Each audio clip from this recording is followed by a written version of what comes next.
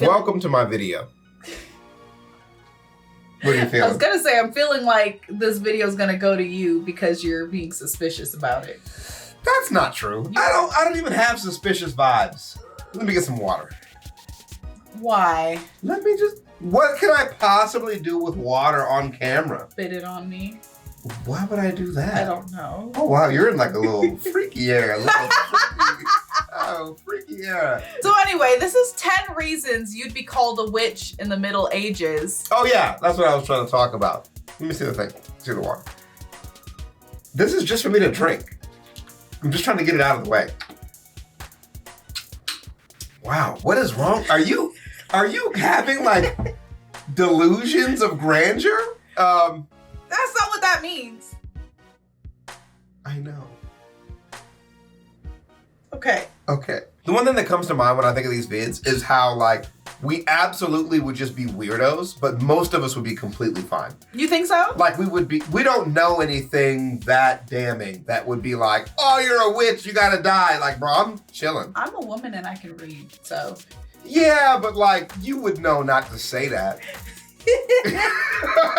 you could figure out that you're not supposed to know that. They gonna test you out throwing pamphlets your way. You're like, what the fuck am I supposed to do with this? They're gonna do just like you did with delusions of grandeur. They're gonna say some shit that I definitely shouldn't know the meaning of, and they're gonna see if I correct You're right. it. And I'm gonna lose, bro, because I can't let that shit go. You're dead. You'd be fine though. I think I'd be pretty cool. I'm pretty chill. I don't like talking to people, so a lot of grunting, you know. I support that though. I think you'd be fine. Maybe my knowledge of seasons might actually throw them off a little bit though. Be like, yeah, you should plant these now. It's we only got a couple months. Like, how the fuck you know that? Huh? Where you get that information from? Why are you guys planting things in rows? We should be making like little columns of vegetables. No. Like, that's right, murdering. Let's get right into it. Birthmarks. Imagine it's the 15th century. You're just minding your own business, it's way simpler. Trying to avoid the plague and all that. Then one day, you bend over to pick up a turnip or whatever, and your nosy neighbor spots a birthmark on your back. Damn. Okay. Instead of saying, hey, cool birthmark, they scream, witch! Next thing you know, you're at the center of a witch trial. Damn. So, what's the big deal with birthmarks? Back in those days, they called them the devil's mark. Oh, shit. They literally thought the devil popped down to earth, gave you a little skin doodle, and was like, congrats, you're on Team Evil now. Right. It gets even crazier. These devil's marks were believed to be numbed by evil magic. Witch hunters would jab them with needles to test for pain. Bitch! No ouchies? Congratulations. You're a witch. But some witch hunters used retractable needles, the ones that look like they're giving you a poke but actually aren't. And even if you did react to the needle because, you know, getting poked hurts, they'd just say you were faking it. So no matter how you reacted, you were in a lose-lose situation. Damn. Sleepwalking. You see, back in the day, people were dead. I used to have these dreams of aliens. I don't remember them because, you know, not only was I a child, I was sleeping. Yeah. And so I would walk around to escape the aliens. Damn. One time on the farm, I was like walking outside and my grandmother was like, yeah, we gotta probably lock some of these doors. Right. You can't just leave the house, bro. What are you talking about? Superstitious about everything. And someone wandering around at night, eyes closed, mumbling nonsense. Yeah. I mean, that's prime witch behavior. Yeah. They didn't have the science to say, oh, that's just Uncle Ted. He's got a sleeping disorder. No, it was more like, Uncle Ted's chatting with the devil. Get the torches. Now let's say you mumble a few words while you're out and about in your sleep. Today it's no biggie, right? But back then, if you as much as whispered in your sleep, you might as well have been reciting an evil spell. See, that's kind of why I'm iffy because, like, you don't whisper in your sleep, you conversate. Right, so maybe they wouldn't know. They really wouldn't know. Yeah. Like, you would wake up, they'd be like, do you remember that? You'd be like, not really, it was late. They'd be like, that tracks. Right. You know, but we did plan out the entire fucking town orgy, so are we doing it or not? I mean... Or they would be like, oh, you don't remember? You were possessed by the devil. Yeah, but it's so practical. Like, what is this supposed to be? Like a... What about this is practical? You wake up and you're like, the calendar doesn't have an open date for us to have our party. What the fuck does the devil care about that for? Right. It's very benign conversation is what I'm saying. Now, the carving statement you made in the last video, that'd get your ass put on a list. And I don't even know if you shouldn't be there or That not. girl deserved it, and I'm not sorry. 3, 2, 1, play.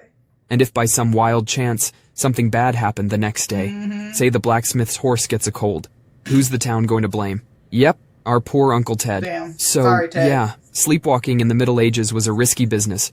1 minute you're snug in bed dreaming of, I don't know, medieval stuff. The next, you're the star of the local witch trial, whistling. What? Yeah, you heard that right. Whistling. In some areas, specific tunes were thought to hold particular power. Oh, okay. Like there was this one jingle that, if whistled, could supposedly summon a wind strong enough to turn your neighbor's roof into a medieval frisbee. Hell yeah. And another one that could Okay. allegedly make milk curdle. Ew. I mean, come on. If you've got the power to whistle up some witchcraft, you'd think you'd aim higher than ruining Bertha's Yeah, breakfast. right. But hey, who am I to judge a witch's priorities? Maybe I just really don't like Bertha, and I want her specifically to have a bad day. I do like how most of this witch stuff is just like mild inconveniences. Like they were never like really big, Right. you know, blood rituals. Like, bro, I'm summoning dead infants to kill you through smothering. Oh, no. Oh, yeah. Like, you ever seen that corpse explosion spell from Diablo? Like, I'm going fucking ham bone. Oh, no. I am not doing some light shit. Right. You'll know I'm a spawn of the devil when I'm floating with body parts and I'm hurling them at you. It's like that whole thing where, like, if I win the lottery, I won't say anything, but there will be signs. If I'm a witch, if I have nefarious powers from hell, I won't say nothing. But there will be signs. First of all, I'm going warlock, staff, and cape, right? I'm coming, and now I got this little bang thing going. Oh, I God. fit the mold. Oh, God. I'm going to speak in weird riddles. Yeah. Saying shit that means that I am the night. Who is the wind that blows? It is I. It wasn't just the type of tune that mattered. The place you whistled could land you in hot water, too. Whistling near certain trees? Obviously, you're holding a meeting with your witchy friends. Right. Whistling while walking past a graveyard? Clear sign you're trying to wake the dead. I mean, to be fair, that's a weird thing to do. Yeah. Right, yeah. In a graveyard. He's got you with some of these. He's got you with some of these, bro. It's weird behavior. Whistling while walking past a graveyard? Clear sign you're trying to wake the dead. Whistling inside a church? Again, huge no-no. why? There were even beliefs that certain tunes could communicate with animals. I mean, imagine minding your own business, whistling and humming, and suddenly, a cow looks your way. Next thing you know, you're being dragged to the town I square know. because Bessie the cow seemed a bit too interested in your whistling. Oh, no. You were left-handed. You see, since Yeah. most people are right-handed, left-handedness has always been a bit of an odd thing, but during the Middle Ages, they thought the devil Boils himself was a God lefty. damn. So, naturally, if you were left-handed, people thought you were a witch. It gets weirder. If you were left-handed, your word meant nothing in court. Literally, What? you could be telling the truth, the whole truth, and nothing but the truth. And they'd be like, nah, that's the devil talking. Damn. So if you're a lefty watching this, just be glad you're living in the 21st century. The worst you've got to deal with is a smudged hand after writing. Yawning. So, when you yawn, you open your mouth wide, right? And then the devil puts his penis in it. Yep. You get Obvious. mouthed by a demon. That's exactly what's happening every time. The people that come up with these are the freakiest motherfuckers you've ever, like, what is wrong with you, bro? They were the weird ones, and they're like so desperate to be accepted. Right. You gotta burn for it? Like, bro. Come on, dog. People in the Middle Ages believed that when your mouth is wide open during a yawn, it's like rolling out the red carpet for demons. Yep, you heard that right. Demons. The idea was that yawning could let your soul slip out. Oh, and if your okay. soul steps out, guess what can step in? Demons. There's actually some wild history behind this. During the bubonic plague, God damn. people were dropping like God flies. damn. And one of the main Not the symptoms? baby. You guessed it. Excessive yawning. I see. So, naturally, folks back then connected the dots in the most medieval way possible. They figured yawning was the Grim Reaper's way of snatching souls. Damn. Now, if you didn't want to become demon real estate, there was a simple solution. Every time you yawned, you had to make the sign of the cross over your mouth. It was like a spiritual padlock. Not doing this was basically like leaving your front door open. And babies! Oh, they weren't off the hook. Oh, no. When a baby yawned and was too young to do the whole cross-signing thing on their own, an adult had to step in and do it for them. Wow. Here's where it ties into the whole witchcraft thing. Yawning without quickly throwing up the cross sign Obviously, was you seen as a want big the red demons, flag. yeah. It was like, hey, either you're already on Team Demon, or you just really don't care about letting these demon spirits hitch a ride. Owning cats. Cats, especially black ones, were a medieval red flag. I do recall this. Why?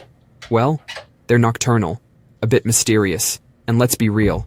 They sometimes look at you like they're planning to unalive you. I mean, that's pretty So, true. when your neighbor Martha sees you with your cats, she's not thinking, what a lovely bunch of kitties. No, Martha's running to the local priest, talking about how you're raising an army of devil's pets. Next thing you know, you're standing in front of an angry mob, trying to explain that Mr. Paws just likes to chase mice, not souls. The irony was, cats were actually great for pest control. Really good, yeah. They kept the rat population down, which, if you paid attention in history class, meant less risk of spreading the good old bubonic plague. But hey... Didn't we wrongfully... yeah, we wrongfully attributed that to rats. And what was it, really? I don't recall. Exactly. What a useless education Bugs, I have maybe? now.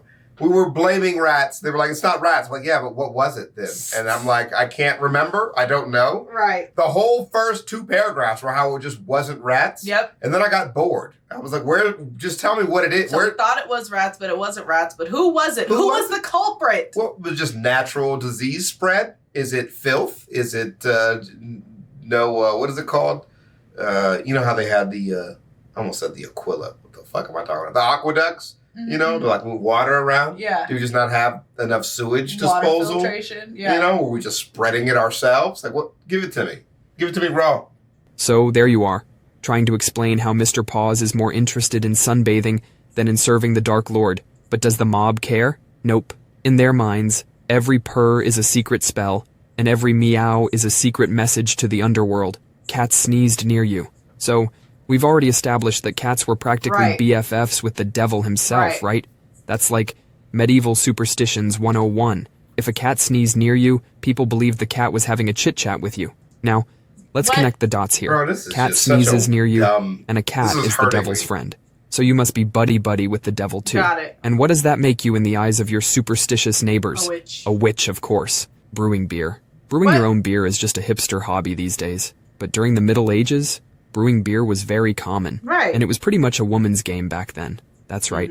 Before the days of bearded guys in flannel shirts, it was the medieval ladies who were brewing beer. Now, we learned about this in the history of beer thing. We did learn about that. Yeah. Which is on my channel now. And you guys could go watch it. It's the whole series. History. It spans like a whole year time, too, so you can see us change throughout. It's really cool. There was a lot of time between each video. But there's like 4 videos? 5? I think 5, something like that? Anyway, go watch that. Okay, bye. Now, if you were a woman who brewed beer a little too well, you might find yourself in trouble. Let's say your beer is the talk of the town. It's so good that folks start scratching their heads, wondering how you do it.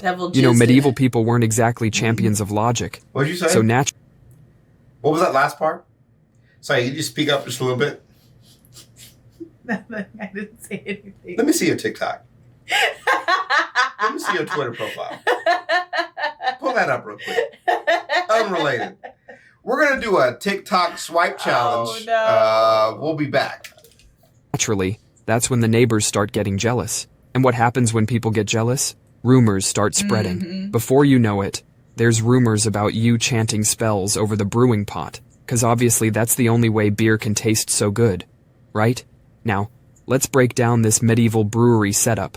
You've got your brewing equipment.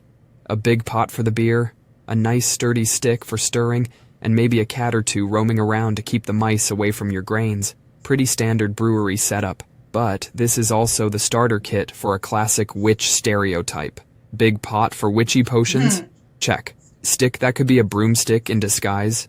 Check. Cats? Well, we just talked about them being friends with the devil. So now you know where the witch stereotype we know today comes from. Is that why you hate cats, babe?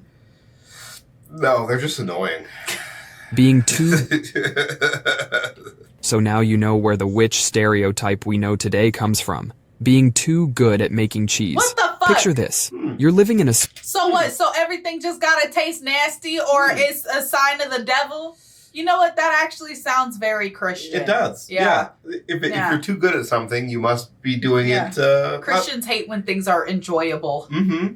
Like medieval Christians, not... I'm not... I mean, some regular Christians that want to give their money away to make it more enjoyable for somebody else. Right. In a small village where everyone's trying to make cheese, Please stop. but yours is just amazing. It's creamy like you wouldn't believe. Ew. Tastier than a feast at the king's castle. And always, I mean always, comes out perfect. Now, your neighbor Dave, his cheese is a disaster.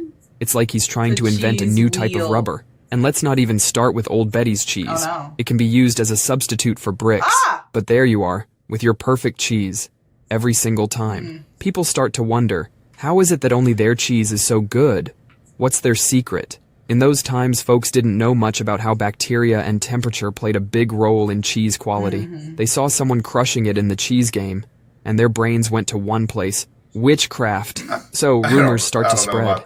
They think you must be stealing the goodness from their cheese.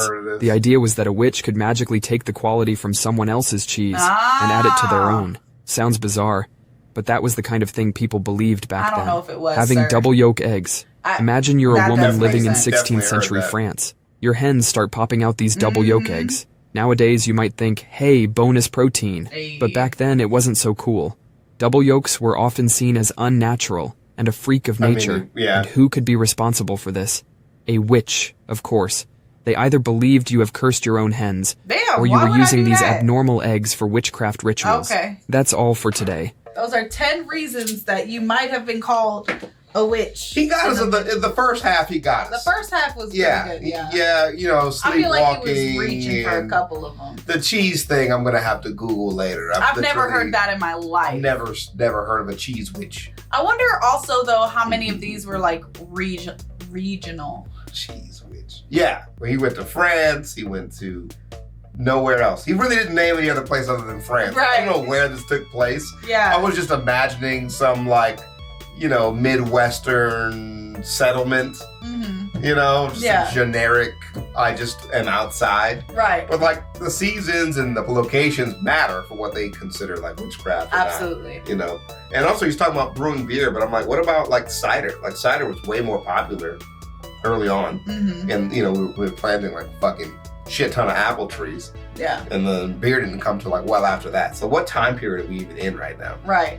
But either way, this was a pretty good video. His faces he draws are hilarious. I always am down for like a, you know, simple voice, you know, commentating, not much color on it, just kind of trying to be very upfront about everything. Yeah. But I don't quite trust him. Okay. You know, we'll see what kind of, he's pushing some kind of witchy agenda. See you guys in the next one. I think this is a part 2, right? There's a part 2. It'll be on my channel. Yeah, let's do it. Let's check out part 2. I think I'm down. Peace.